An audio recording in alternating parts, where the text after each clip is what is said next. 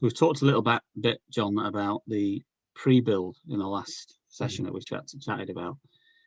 For me, one of the most important sections is when you build a website, a recruitment website. I mean, simply just to think, oh, I'm going to build it and give somebody all this bits of information, they're going to go off and do it. It just doesn't work like that. It's as important to get the client size right as it is to get your supplier right. So have you got any tips that you would say, and what you would say, and what you would start the process with? And obviously, I've learned from you that the process has to start with a brief. So why don't we start with that? What does it need to start with? What would the build need to start with? Once you've got your supplier, you've agreed who it's going to be, what would be your starting point?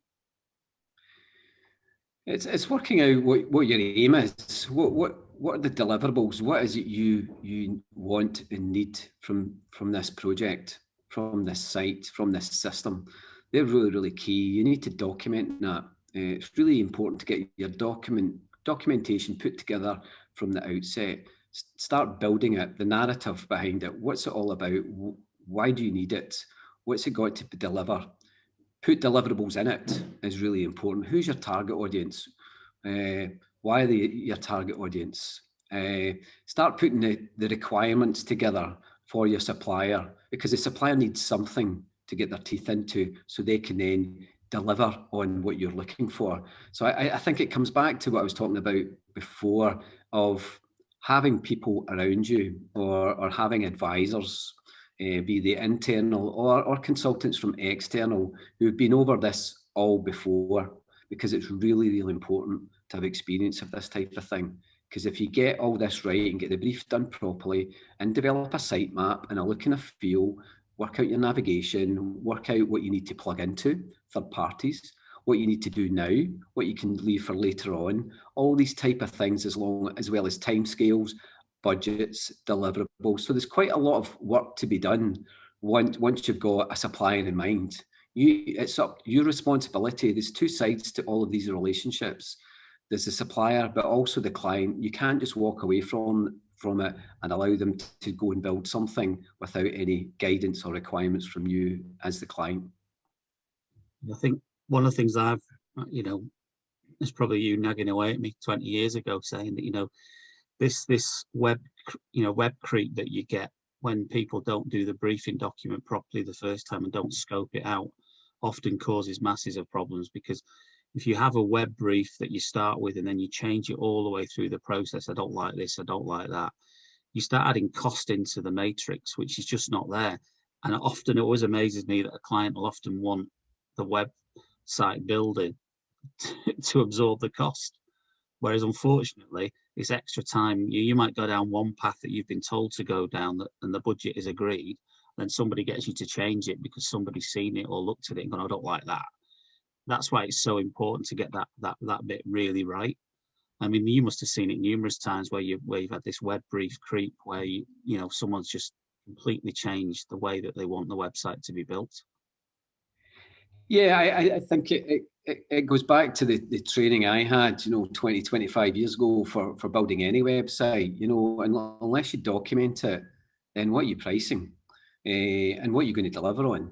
I think the principles are the exact same. If you've only got £50,000 to build a website, you've only got £50,000 to build a website. Be aware that suppliers' job, and the sales team specifically, is to get the job, get the deal, get the project. But you do have a responsibility on your side of it to be specific of what you're looking for and what your expectations are. And it's kind of pre-build, build at the beginning, at the very outset. You need to get that agreed, get it documented, and then get it signed off. Change request is a term that's been used in the software industry for a long, long time. And that's what software and technology, it leads itself to that, because there's always something new coming out on. It's dead easy, isn't it? Just to make a couple of changes, shouldn't be too hard. Surely there's not a lot of work in that. And there always is. There's a change request for everything coming in. If you get the planning correct at the beginning and you've got the deliverables correct and you've got an agreement and it's signed off, then you're not going to fall out with people down the line. I keep coming back to, clients do have a responsibility for it. without putting too much more weight on their shoulders that they're already carrying. That's why I get best advice, build a team around you. Some people delegate if you can. If you're obviously senior in an organization, put a team together. Get some technical people involved, either internally or externally. Get some project management people involved as well. Write it up, agree it, sign it off with deliverables, timescales, budgets, all these type of things, and things will be a lot simpler. External support, John? Sorry? External support? Yeah, always. And it's such a, can be terrifying project for clients, but building a good team around you and having good suppliers and a good relationship with those suppliers before putting so-called pen to paper or somebody typing out and start building things, it's really, really key. Keep coming back to over and over again. If you get the planning right, you get the pre-build right, you got your documentation right, you get signed off and everything, it's far simpler before you come to the end of the project or 3/4 of the way through.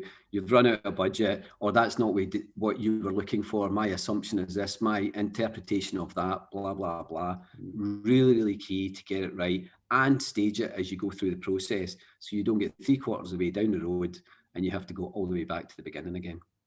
Yeah, I mean, I think my golden rule is that you have to make the client aware that they have to take responsibility for certain parts of this. And if they don't, things like getting copy and photography and brand guidelines, all these things are down to the client. How many times have you seen a client say, I want it delivered in 8 weeks, but week 7, they still haven't sent you any copy, content, the things that you need to build it.